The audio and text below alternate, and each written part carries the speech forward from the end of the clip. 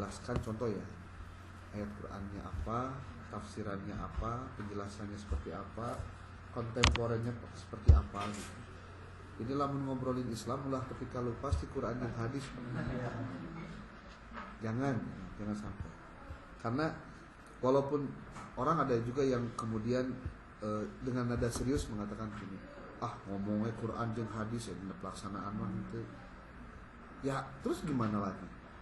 Anda mau ngomong apa dari Islam mah tidak bisa dilihat hanya dari satu aspek, Pak. Ya. Nah, pertanyaan-pertanyaan tadi menurut saya sudah mengarah pada hal-hal yang diharapkan. Cuma saya juga ingin sedikit tadi ini kelompok sudah dikirim di grupnya belum? Sudah. Linknya. Apa nama grupnya?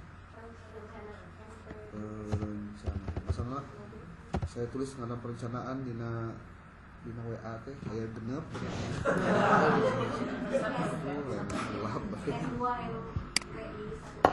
Ya, karena memang saya tidak pernah menghapus grup yang sudah ada. Kajian ting daripada dihapus mending tambahan. Ganti HP-nya halus. Ya itu dah. Daripada keluar grup. Oke, Bapak Ibu, saya sedikit ada waktu sekitar ke 17.10 ya. 17.10 itu berarti ada 40, ada 50 menit, 40 menit dari sekarang untuk membahas paling tidak 3 hal. 1, orang-orang yang belum beres tugas. Saya tunggu sampai jam 12 malam ini. Ya. Apa yang harus dikerjakan? 1 adalah Anda kirim Word-nya. Ini nyalain dong. 1 Word-nya, jangan PDF Pak.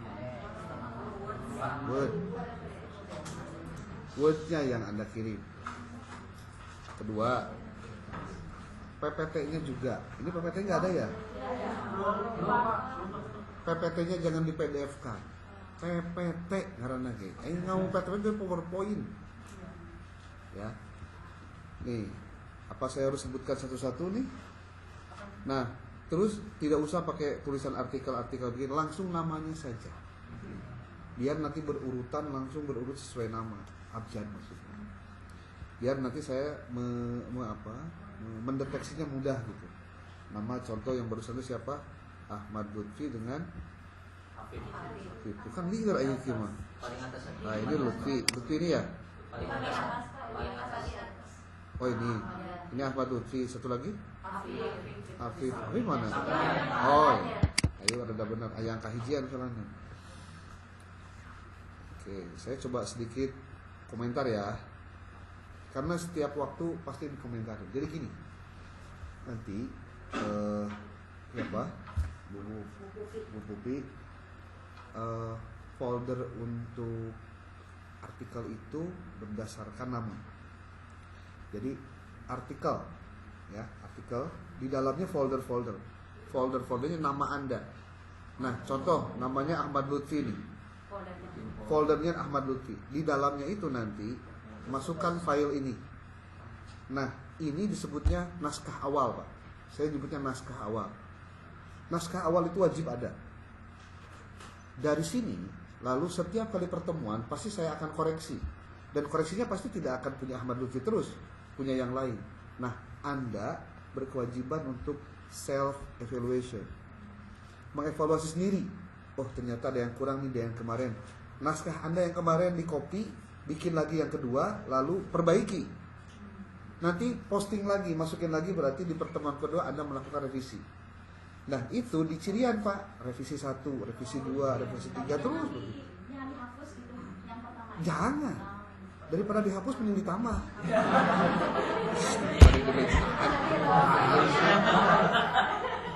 Itu filosofi Bu, bisa diterapkan dalam berbagai hal. Serius. Daripada dipisah mending kena dirawatan Pak, ditambahan mana saya. Ini nama. Seperti kalau Anda punya handphone, daripada dijual Pak, simpan we. Ayo nu butuh aja libikeun. Anda beli nu anyar nu alus gitu. Bisa dijual. Aduh. Oke. Pertama untuk Pak Ahmad Lutfi. Ini komentar saya. Halaman 1 di jurnal ini sengaja diciptakan khusus untuk abstrak. Jadi abstrak teh, kalau Anda bikin 200 kata, itu pasti 2 abstrak bahasa Inggris bahasa Indonesia plus dengan keyword itu pas. Karena ini hurufnya kan 10. Satu itu. Yang kedua, pastikan keyword struktur abstrak itu mengikuti template-nya. Pertama ada research background, kemudian ada objektif, kemudian ada metode, kemudian ada apa lagi? Hasil, dan juga ada bukan pembahasan ya, tapi diskusi, tapi namanya itu apa? Implikasi. Itu 200 kata maksimal. Nah, kayak gini. This study aim to analyze. Nah, ini kan udah langsung ke tujuan. Padahal kita mintanya ada research background dulu. 1 kalimat. Itu loh. 1 kalimat itu research background. Latar belakang dibuat 1 kalimat yang padat, sehingga karena memang tiap jurnal kan memang beda-beda ininya author guideline-nya beda-beda. Nah, kebetulan yang ini mah pakai research background. Kemudian yang kedua, di sini ada judulnya Perbandingan Teori Perencanaan Pendidikan Islam dan Barat menuju Model Integratif. Coba lihat keywords-nya, Pak. Islamic Education, Educational Planning, Epistemologi, Comparative Perspective, Policy and Education. Keywords-nya itu harus yang satu, Anda pastikan apakah kata ini ada nggak dikutip oleh Anda dalam tulisan ini. Tapi kalau PDF susah makanya. Kalau Word gampang. Walaupun bisa dipindah-pindah oke.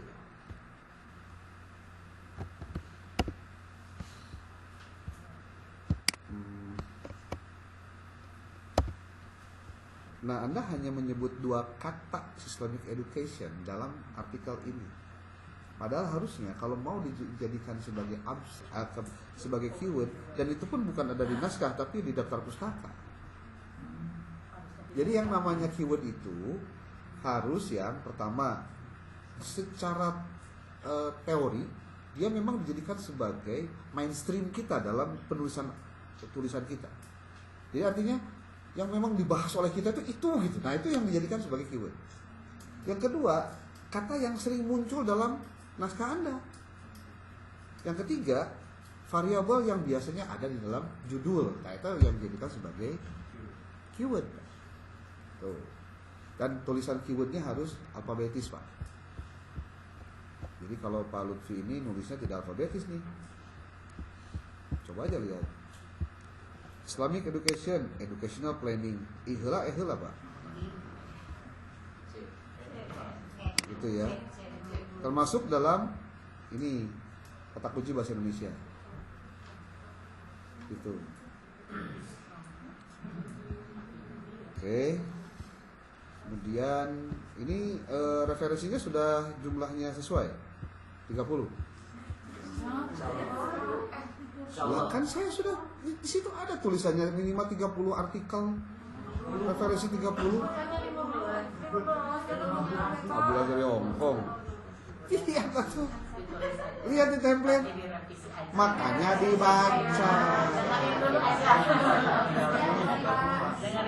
30. Naon teh. Dibaca coba. Dibaca. Makanya saya kudu ngadalin Iqra. Nah, ini kan yang beginian tuh perlu disampaikan nih. 1, 2, 3, 4, 5, 6, 7, 8, 9, 10, 11, 12, 12, 13, 14, 15, 16, 17, 18, 19, 20, 21, 22, 23, 24, 25, 26, 27, 28, 29, 30, 31. Standar. Cuma apakah artikel ini kalau diklik si doi ini nyambung? Kita nggak tahu. Karena besar kemungkinan tidak terjadi. Nah kalau kejadiannya kayak gini, valid atau tidak kita nggak tahu nih ya. Nah ini nggak boleh nih nulis kayak gini nih. Nih tulis ini nih. Sinta Kemdikbud jadi jurnal, nggak boleh. Sinta itu bukan alamat link web jurnal. Dia hanya mengindeks saja, ngumpul Pak. Jadi harus masuknya ke website jurnalnya, nggak boleh ke apa. Oh ini ada nih, Kuinet masuk, ini malah motret. Nah ya.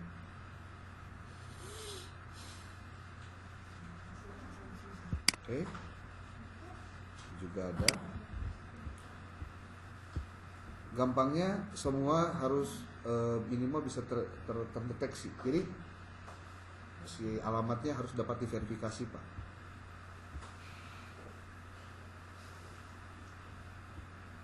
Nah ini yang jadi repot, harusnya ya pastikan melakukan 3 hal kalau mau artikel jurnal terbit dimanapun.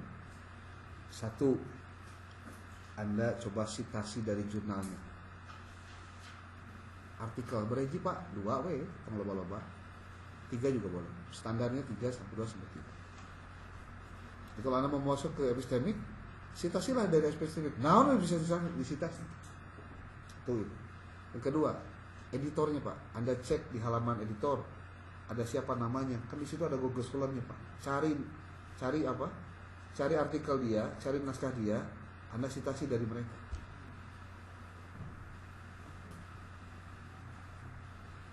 Ketiga, dari reviewernya Pak. Naskahnya dari reviewernya. Jadi itu bahasanya bukan gratifikasi ya, tapi memang cara untuk bagaimana secara lembut, soft, kita bisa berarti logikanya sederhana.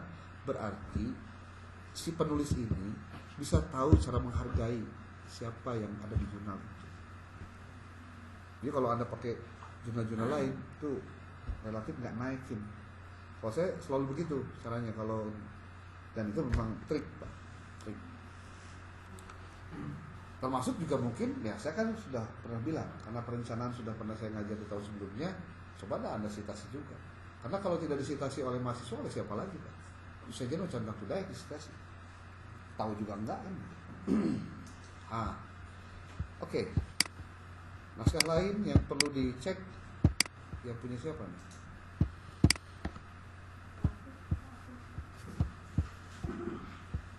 Ini satu dulu ya, catatan-catatan saya nih. Bukan kesimpulan Pak, kesimpulan. Ini masih nulis simpulan, padahal dina template-nya tulisnya kesimpulan. Nah, saya ingin mengatakan begini. Kalau untuk Anda menuliskan hasil dan pembahasan, kata kunci mendapatkan hasil itu adalah kalau Anda punya rumusan masalah. Jadi rumusan masalah itulah yang kemudian Anda harus jadikan sebagai sub dari temuan. Kalau saya sih lebih menyenangi ya, saya pikir ini hanya persoalan preferensi saja. Kalau Anda menuliskan di situ ada result and discussion atau hasil dan pembahasan, maka sebaiknya pisahkan mana hasil mana pembahasan. Kalau saya. Sebab apa? Kalau kita memisahkan hasil dan pembahasan, maka ketemu benang merahnya Pak. Apa yang ditemukan dari apa yang kita cari, lalu bagaimana pembahasan dari apa yang sudah kita temukan. Itu walaupun saya juga tidak menyalahkan, dalam penelitian kualitatif itu penulisan result and discussion, hasil dan pembahasan itu biasa digabungkan juga, nggak masalah. Tapi pengalaman saya, kalau ingin disukai, tanda petik disukai oleh si pengelola jurnal, karena cara berpikir kita sistematis, runtut, jadi ketemu Pak di mana letak kekurangan dan kelemahannya itu dari ketika kita memisahkan mana result, mana discussion. Ini mungkin juga tips ya, karena kalau buat saya, Anda mata kuliahnya tinggal baca lah, tapi nulisnya jangan tentu bisa Pak. Sok, mau ngadu, saha di antara dosen sok ngajarkan cara nulis.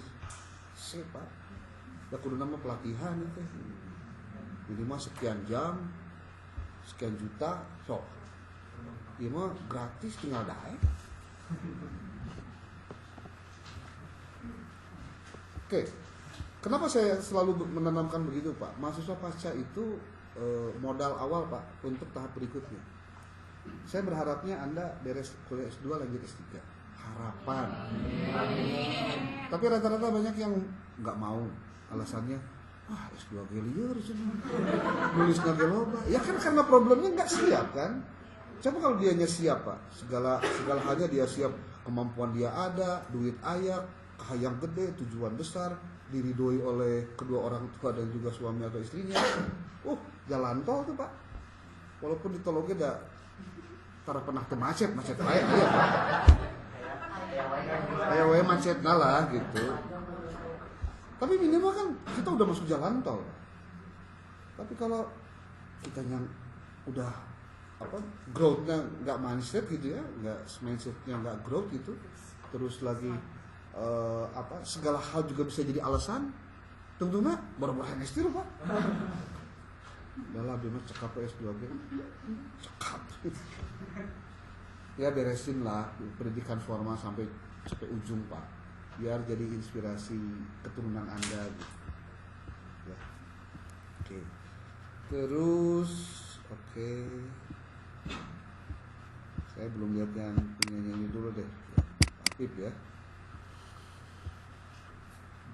Nah kalau model Pak, saya kasih tahu nih, akan lebih bagus kalau model itu pakai gambar, pakai skema, model. Jadi ketahuan mana input, mana proses, mana output. Kalau dalam membuat SOP itu jelas ada flow chartnya.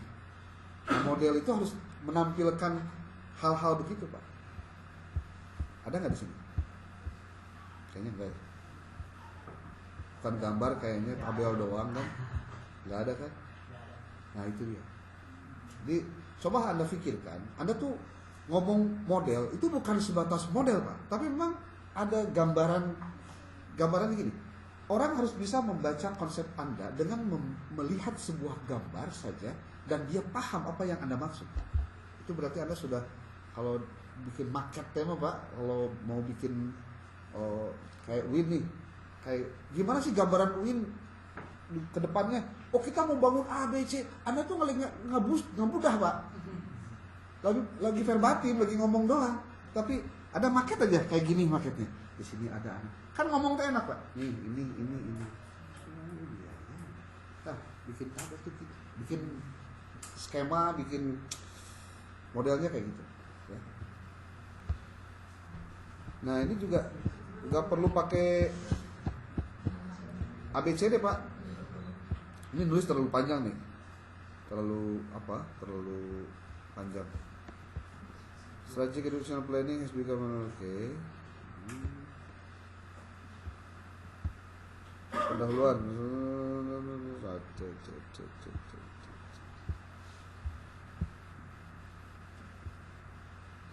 Nah ini cuma miskin referensi Pak.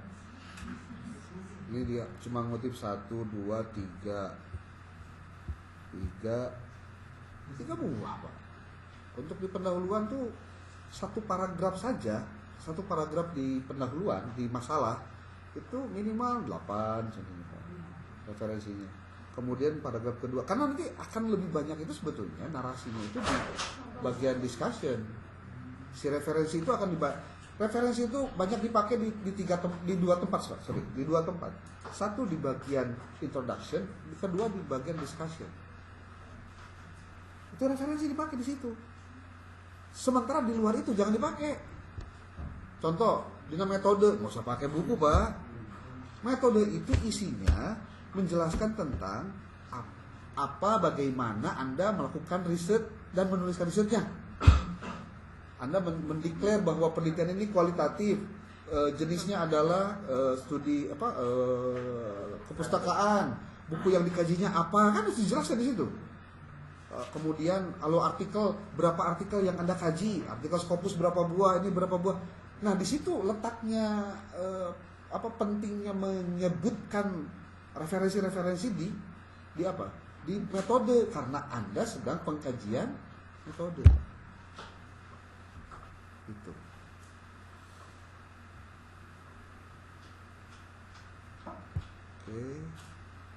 Double research, pattern analysis. Nah ini juga hanya apa ya? Kalau bahasa saya naratif biasa, tapi lebih banyak ke Anda menuliskan ini sehingga ya,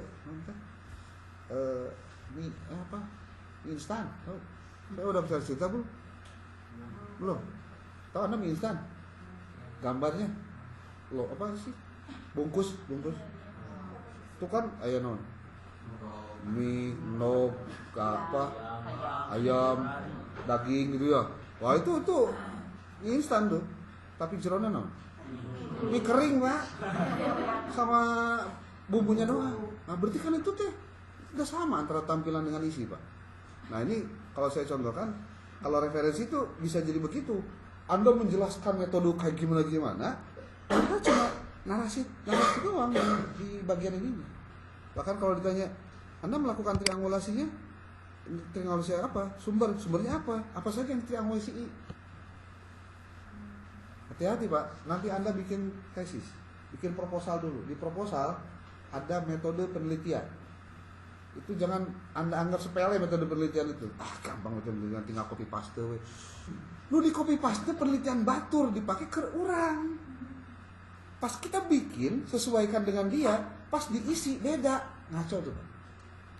Metode penelitian itu adalah kerangka kerja si peneliti dalam melakukan riset dia.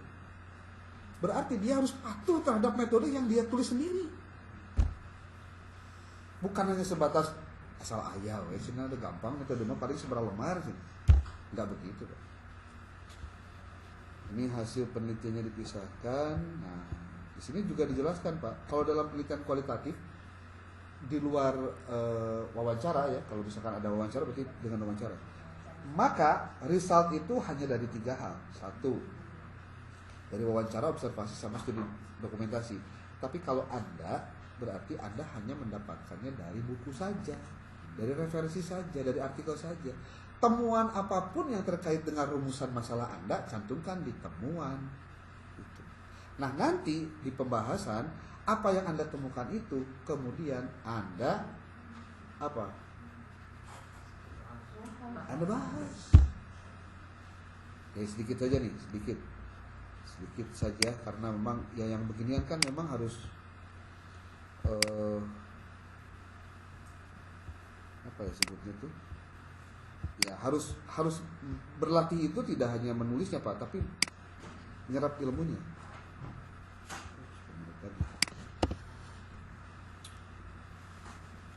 Saya lagi masukin tulisan di jurnal Sinta 2 Al-Islah. Yang saya pernah perlihatkan, sudah pernah ya? Al-Islah? Belum? Ini mana website? Ini nih. Ini jurnalnya. Anda silakan download dari sini, juga banyak sekali tulisan-tulisan bagus. Karena satu kali terbit itu 60 artikel Pak. Jadi peluang kita bisa tembusnya banyak. Saya juga baru 2 minggu kemarin masuk, itu sudah in review, sudah masuk. Nah, ini begini Pak. Ini judulnya ini. The application of Islamic value-based leadership in the Healthy Madrasah Program in Madrasah Aliyah Negeri. Mungkin nanti saya rubah nih Madrasah Aliyah Negeri. Jadi implementasi dari kepemimpinan berbasis nilai Islam dalam program madrasah sehat di Madrasah Aliyah Negeri. Ini ininya. Nah, ini introduction Pak. Introduction juga. Anda bisa lihat satu introduction itu berapa referensi. Ini kalau penjelasannya belum banyak di sini di bawahnya. Ini juga sama. Itu satu referensi, satu paragraf berapa referensinya? 1, 2, 3. Di sini lagi 1, 2. Di sini lagi 1, 2. Ini beda-beda Pak. Artikelnya beda-beda. Di sini disebutkan the novelty of the study lies bla bla bla bla bla bla. Nih disebutkan. Cuma memang belum saya pakai mendeley karena sebutnya masih akan direvisi lagi kalau sudah masuk reviewer. Nah, itu metodenya Pak. di sini diminta karena di jurnalnya dia meminta untuk pakai referensi, ya kita pakai referensi. Tuh. Ini findingnya tuh Pak, findingnya ini. Kemudian di sini discussionnya Pak. Bisa satu-satu. Ini padahal kualitatif. Diklik aja. Ah itu cuma apa sih? Alarm. Ini juga sama tuh. Ketika bicara tentang finding Pak, tidak ada satupun kutipan dari referensi buku. Diambilnya dari apa? Wawancara, observasi, studi dokumentasi. Karena memang ini kualitatif lapangan. Anda karena referensi, berarti dari buku saja semuanya Pak referensinya. Temuan itu dari buku. Nanti finding ini dibahas dan dikomentari dan dianalisis dengan teori. Nih, di mana discussion Pak? Berdasarkan apa? Berdasarkan rumusan masalahnya. Kan di sini ada tujuan. This study aim to examine bla bla bla bla bla bla bla. Maka, nih bagaimana penjelasannya nih? Anda pernah menerjemahkan langsung pakai Word? Tahu? Tahu nggak? Menerjemahkan bahasa Indonesia pakai Word bisa? Bisa, gampang dah. Nih, tinggalin. Iya, di copy. Ya.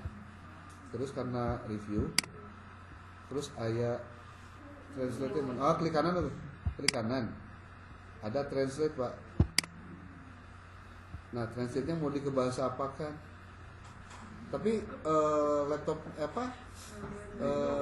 Word-nya atau MS Word-nya yang harus ke atas ya. Masuk juga ini. Ini termasuk rada lemot nih internet. Cari oleh Anda nanti yang bahasa Inggris. Nah ini udah bahasa Inggris. Terdeteknya bahasa Inggris kan? From English to apa? Kalau Anda mau ke bahasa Indonesia berarti tinggal ke bahasa Indonesia. Cari bahasa Indonesia Pak. Jadi nerjemahkan teh ulah pakai Google Translate, nggak usah pakai ChatGPT juga. Dari sini juga bisa. Tuh, langsung pakai bahasa Inggris. Langsung bahasa Indonesia. Ya dibaca deh Pak. Ini nerjemahkan teh nama geus teu kudu hese. Dari bahasa Indonesia ke bahasa Indonesia bisa. Tinggal nu mahal teh daek enak mah. Mahal gitu ya Allah. Nih itu. Penelitian bertujuan untuk mengkaji implementasi bla bla bla bla bla. Oke. Lebih. Terus ke terakhir nih, sekarang sudah pukul ini.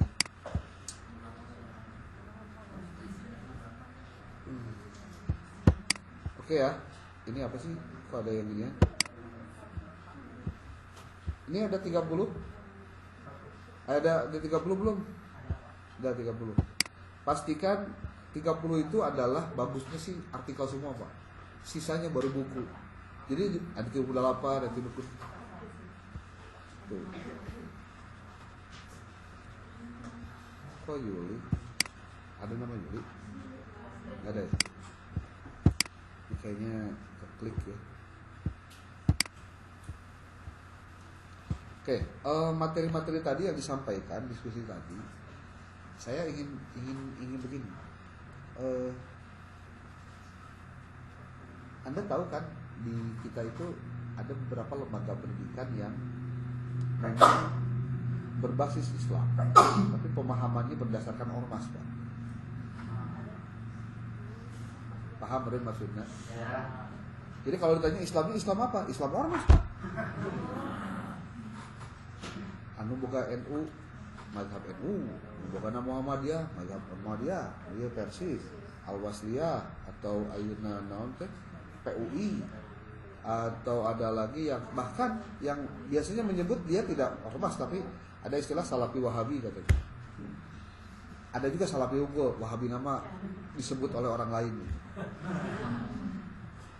Pertanyaannya adalah apakah mereka ketika mendirikan lembaga pendidikan Islam itu sudah benar sesuai dengan tuntutan zamankah atau tidak? Termasuk ketika UIN mau berubah dari IAIN ke UIN Pak, itu problematik dan panjang Pak ceritanya. Panjang sekali. Diskusinya itu sejak tahun 90-an. Ya.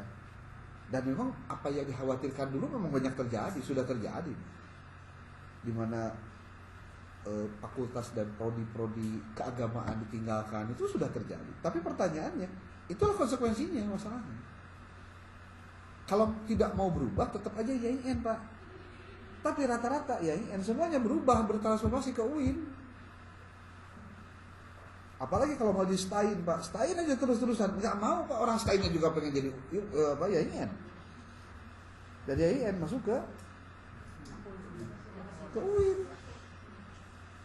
Nah, problematik ya. Tapi yang jadi soal tuh satu sebenarnya, Pak. Kita tuh harus sudah siap berhadapan dengan perubahan yang kapan saja bisa terjadi. Itu problemnya. Nah, kalau bicara perubahan, maka setiap kita selalu ada alibi untuk menyebutkan bahwa daya kecil Islam. Contoh. Apakah yang disebut Islam itu yang bentar Pak, ya, ini pakai kopiah, bentar. Kalau pakai kopiah. Pak, saya katakan aja, songkok itu bukti bahwa kita orang Indonesia, Pak. Lamun di luar negeri, ada. Di mana luar negeri, Pak? Model di Saudi, Pak. Lamun pakai songkok, itu tuh songkok, Pak. Lain peci, pakai deh, songkok. Peci itu masalah loba jenis, Pak. Iya peci, tapi lamun menyebut songkok pasti begitu, Pak. Itu disebut identitas. Tapi apakah itu tanda petik relate dengan Islam? Itu, Pak. Si Ahok dimake. Terus lamun anak memakai kopiah, terus itu bisa disebut ustad gitu. Nah, kita itu, Pak, perlu jangan dulu terjebak di situ. Contoh, kalau saya boleh disebut, Pak, ada sekolah dasar Islam, itu lembaga pendidikan Islam bukan? Saya jawab iya. Cuma secara normatif, secara nomenklatur, nggak masuk kategori di bawah Kementerian Agama. Itu aja problemnya. Madrasah sekolah menengah atas Islam, SMA IT contohnya. Ngajar ITENA Islam terpadu, Pak. Nomenklatur negara nyebutkan ini bukan di bawah Kementerian Agama. Karena Kementerian Agama nguruskan madrasah, nguruskan Radul Atfal, nguruskan Bustanul Wildan, karena itulah. Tetapi kalau bicara tentang lembaga yang namanya sekolah, urusannya Kemdikbud, urusannya Dinas Pendidikan. Terus apakah kita masih harus berdebat dengan urusan IT dan bukan IT? Janganlah. Nah, kadang-kadang enak maupun Pak nunjukin sekolah oke, kadang-kadang ya saya bilang. Ayo program Islam banget apa tahfiz. Sorry Pak, tahfiznya ngukur lipstik. Dan itu banyak dikritik, Pak. Dan tahfiznya tidak berkelanjutan, itu problemnya. Bukan sebuah kesadaran untuk jadi kudu jadi tahfiz, tapi sebatas kumaha carana narik siswa lo, Pak. Marketing aja, Pak. Boleh nggak begitu? Ya sebagai sebuah strategi mah oke lah. Sama sesama biskota dilarang saling mendahului lah. Tapi apa yang membuat kemudian itu bisa berkelanjutan? Itu kan yang harus dicari itu solusinya. Jadi jangan jangan dikritik dulu idenya, Pak, tapi kelanjutannya harus bagaimana? Yang dikritik itu apa harusnya? Filosofinya apa yang harus dikritik? Pertanyaannya, kenapa harus ada tahfidz? Terus kalau nggak ada tahfidz gimana? Masalah buat lo. Saya termasuk generasi yang tidak tahfidz, Pak. Biasa generasi tahun kelahiran 70 ke 80 mah. Gen Z kan dia, Pak. Orang tua tuh kayaknya bangga kalau anaknya bisa hafal Quran. Tapi setelah itu anaknya hafal deh setelah pindah ke SMP. Apalagi kuliah, hafalannya hilang di tengah jalan. Kan kejadian di anak saya apa masalahnya? Kamu tuh kan baheula teh apa 18 juz, ngesa sabaraha juz ajeuna. Ampun jeung teh. Ukur supaya lulus weh hungkul ti aliyahna teh harita. Sanggeus asup ka perguruan tinggi mah, wah asa bebas Pak. Siga kuda keluar ti gedongan. Mau mas antren hayang ngekos. Ya ceking teh.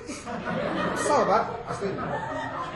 Karena kalau kita mah Pak sebagai orang tua kan pengennya anak tuh ya lanjutlah sekolah, mumpung ayeuna ada waktu, ada kesempatan mending pesantren gitu. Enggak mau Pak. Situ tong berunik anak batur, anak seorang ada pikiranan ceking teh. Kenapa? Jadi Anda jangan anggap ngelola pendidikan itu mudah. Karena orang tua sekarang pilih-pilih Pak. Jadi persoalannya sebetulnya ada di pendidikan orang tuanya lah sekarang. Makanya yang perlu dididik itu Pak, sebetulnya pendidikan anak ini pendidikan orang tua. Jadi kenakalan itu bukan hanya di anak, termasuk di orang tua. Anda setuju nggak kalau kenakalan orang tua juga banyak Pak? Orang tua yang nakal. So, kalau tidak ada contoh dari orang tuanya, biasanya anak nggak bakal juga nyari contoh. Lah orang tuanya yang ngasih contoh. Ada kumaha. Ya panjang lebar lah kalau cerita itu mah. Tapi kalau saya bicara tentang naskah-naskah tadi yang disampaikan, saya sih masih ada harapan kalau saya bertemu dengan Anda itu. Karena saya sedang berhadapan dengan orang-orang dengan masa depan yang mungkin bisa lebih baik gitu. Seperti contoh, Anda di jurusannya manajemen pendidikan. Ya paling tidak punya sekolah, tinggal di sekolah, ngedidik anak orang lain, jadi pemegang yayasan atau dan seterusnya. Berarti di situ ada tanggung jawab Anda bagaimana membuat lembaga Anda bukan hanya sebatas tempat Anda makan gitu. Karena merencanakan sesuatu kalau misalkan dasarnya dari makan susah Pak. Contoh kasus. Saya punya sebuah hipotesis walaupun ini bisa diperdebatkan. Lembaga pendidikan baik Islam ataupun yang bukan Islam, sebut saja yang di luar Kementerian Agama, jika didirikan setelah tahun 2005, biasanya motifnya bukan motif karena ingin mendirikan lembaga berdasarkan syariat Islam atau berdasarkan agama, karena lebih pada ada bos. Hati-hati Pak. Kalau ngomongin niat itu, mulai bikin lembaga, mulainya dari niat dulu Pak. Dan jangan semangat doang Pak, udah kudu jelas juga hitung-hitungannya. Dan jangan selalu bicara jihad, fisabilillah. Ada di dia mah lembaga perjuangan cina jadi punten sesuai aja kebutuhan. Matakan maju Pak. Ketika Barat bicara profesionalisme, di kita masih bicara lillahi ta'ala. Lillahi ta'ala teh Pak, muhun ketika dihareupeun mah datang ka imam budak terus anu nagih. Nah. Kumaha datang nu COD-an kumaha. Pakai jadi saya dari sakali jadi teh.